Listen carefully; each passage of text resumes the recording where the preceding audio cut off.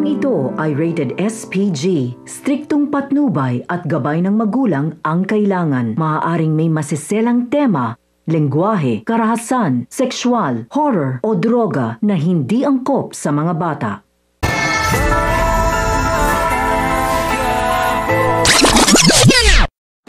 Ang mga dapat nating abangan sa FPJ's Batang Quiapo. Dahil malabo na makabalik si Mokang sa club na pagmamay-ari ni Banjo, ay hiningi ni Chiki ang tulong ni Mama Janet upang makalipat si Mokang sa mas malaking club. At dahil na rin sa awa ni Mama Janet dahil sa sitwasyon ni Mokang, ay sinabi niya na tutulungan niya ito sa isang kondisyon, na hindi na niya isasama ang dalawang nanggulo sa bar na sina Tanggol at Enteng, dahil hindi na umano basta-basta ang parokyanong naroroon sa club na paglilipatan niya kay Mokang.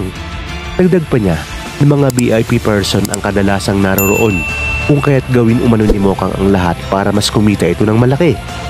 Sa kabilang banda naman, dahil malagumpay na nabawi ni Severino ang briefcase kay Rigor, ay sinabi ni Ramon na kailangan nilang mag-celebrate, kaya naman babalik sila sa kanyang nabiling club kasama si Severino at General.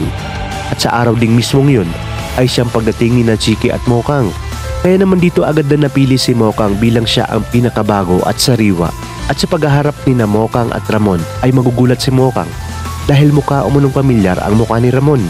Sinabi niya kay Chiki na mukhang nakita niya na ito, kaya nga lang ay hindi niya maalala. Naligid nga sa kanyang kaalaman na si Ramon ang nagmamay-ari ng briefcase na nahablot ni Tanggol sa kanilang nakaraang engkwentro sa hotel.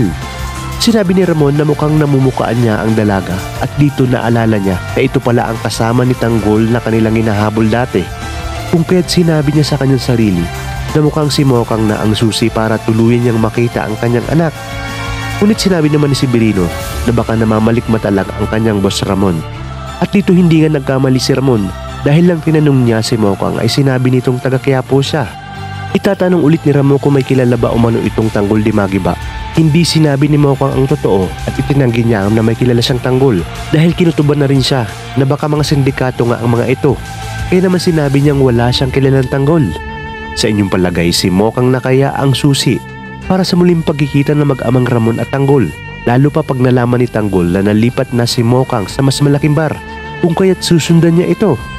Kaya naman mga kapamilya, kapit lang dahil marami pa tayong dapat abangan dito lang sa bagong tinututukan ng sambayanan, ang FPJ's Batang Quiapo.